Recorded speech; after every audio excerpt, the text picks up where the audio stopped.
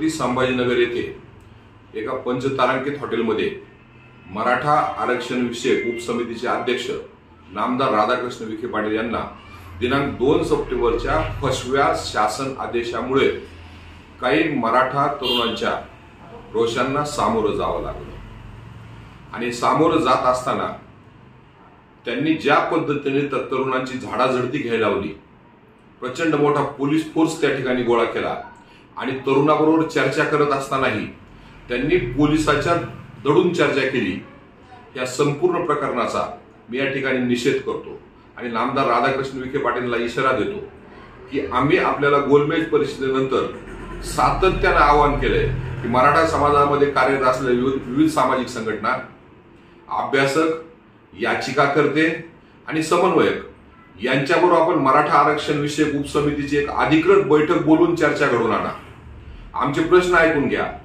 2 सप्टेंबरच्या शासन आदेशामध्ये जो मराठा शब्द आहे आणि हैदराबाद गॅजेट आहे, हे नेमकं मराठ्याला कसं लागू होणार आहे याची एसओपी काय आहे जी आजपर्यंत आपण जाहीर केली नाही।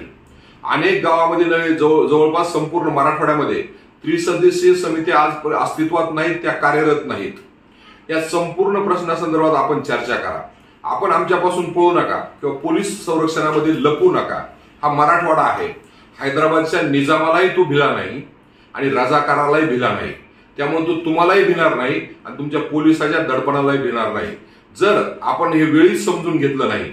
आज सकाळच्या मराठा तरुणांचा रोज जर आपण लक्षात घेतला नाही तर उद्याच्या काळामध्ये संपूर्ण मराठवाड्यामध्ये तुम्हाला अशाच पद्धतीच्या मराठा समाजाच्या तरुणाच्या रोषाला सामोरं जावं लागेल आणि त्यावेळेस अनेक ठिकाणी खळखटाक होईल, आपल्या कार्यालयातही होईल, आपल्या लोणी येथील निवासस्थानी होईल आणि त्याची सर्वस्वी जबाबदारी तुमची राहील। कारण मी परत सांगतो, हा मराठवाडा आहे, हा मराठवाड्यातला तरुण आहे, तो ना निजामाला घाबरला ना रजाकाराला घाबरला, म्हणून तुम्ही पोलिसामार्फत जी रजाकारी या मराठवाड्यामध्ये आणू इच्छिता आणि मराठा तरुणाबरोबर चर्चाही करू शकत नाही, हे अतिशय निषेधार्थ आहे। आपण आत्ताही वेळ गेलेली नाही, आपण समजून घ्या, आम्हाला विश्वासात घ्या आणि ह्या शासन आदेशामुळे मराठ्यांना कसं आरक्षण मिळणार आहे हे आम्हाला समजून सांगा आणि त्यासाठी अधिकृतपणे चर्चेला बोलवावा अशी मी आपल्याला परत मागणी करतो। नसता जे होईल त्याची जबाबदारी वैयक्तिक राधाकृष्ण विखे पाटलाची राहील, मराठवाड्यातील मराठा तरुणाची नाही, हे या ठिकाणी मी सुस्पष्ट सांगतो। वीडियो देखने के लिए धन्यवाद।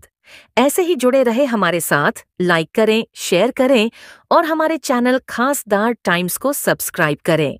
साथ ही देश और दुनिया की ताज़ा खबरें जानने के लिए हमारी वेबसाइट www.khasdartimes.com पर विजिट करें।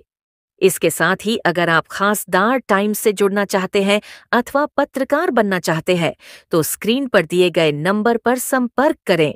धन्यवाद।